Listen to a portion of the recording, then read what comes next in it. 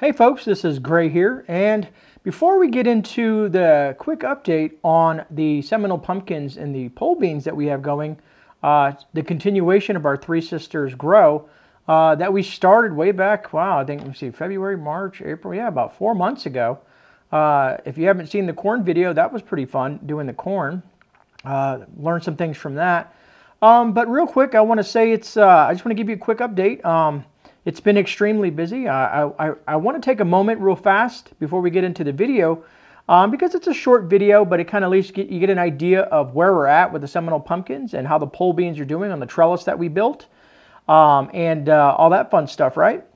So I want to just a quick thank you to my daughter. And the reason I want to say that is because the reason this week has been extremely busy is she graduated. Not from high school.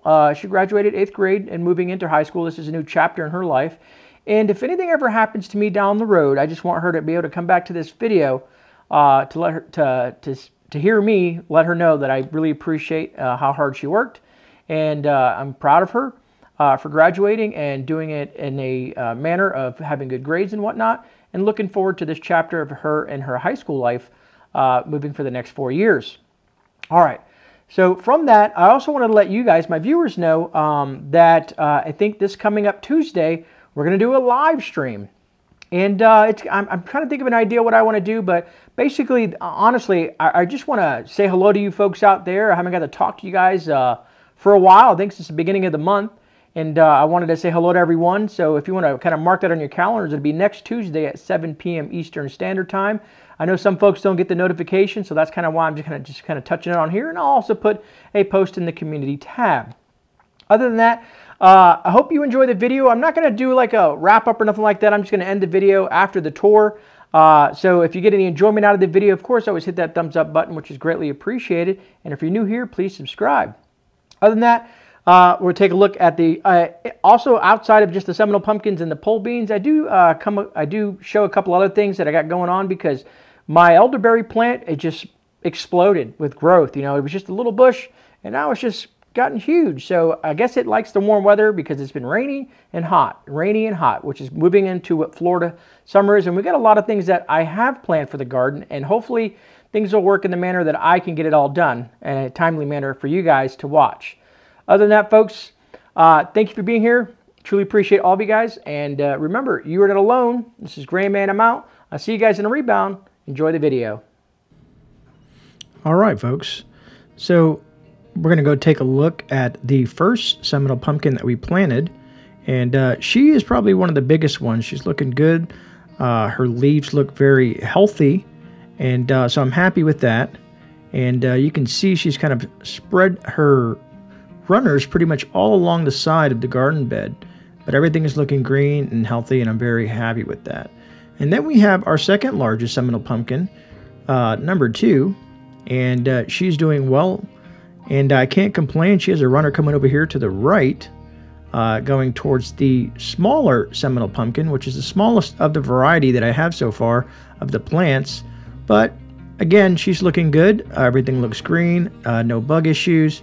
And her runner is going along this other side, kind of meeting with the other 2 runners that are coming this way. And if you kind of look, they're kind of like starting to fill in everything nicely. So I'm very happy about that. Look at this little tendril here, wrapping itself to the straw there. And kind of goes all the way back there to the first plant. So all 3 plants are doing pretty good, for at least from my perspective.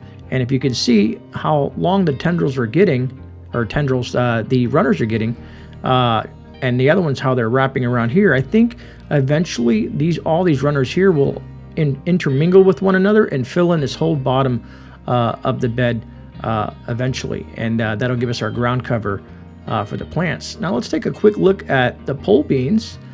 We got some beans popping up here and there. They've routed their way up the bamboo trellis that we have here.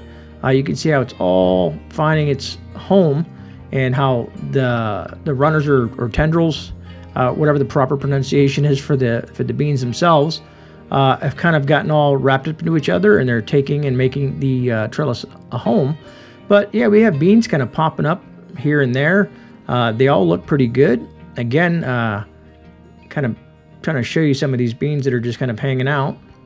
And I like the way that they're just kind of hanging there because it makes it so much easier to reach in and harvest them, which I'll probably grab a few of these tonight just to pull some of them off to, to help with the growth and whatnot.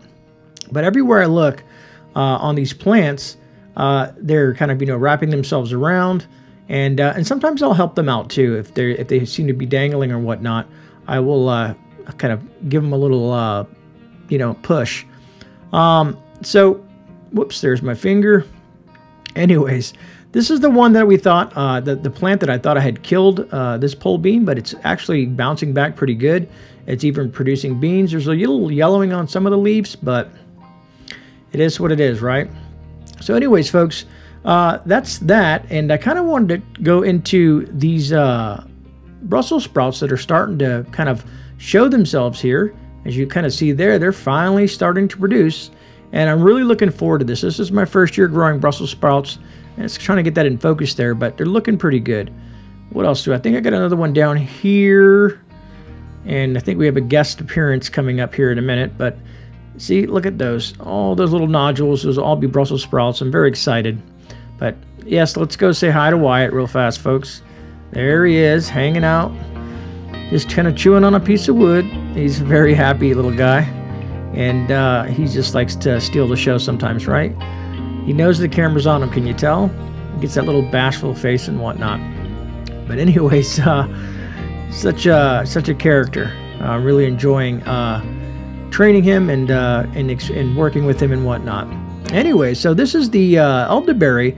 I don't know if you guys remember in a previous video, but this thing was a little bush, and all of a sudden it's just gone haywire. It's just shot up almost like overnight. It's definitely about almost 4 foot tall, and it's bushing out. So I'm very excited about that, and I'm very happy that she's doing good in this spot. We're probably going to replant her, but yeah, I'm happy. Anyways, this was the purple cauliflower that I wanted to show you guys because it's been struggling. I planted this too late.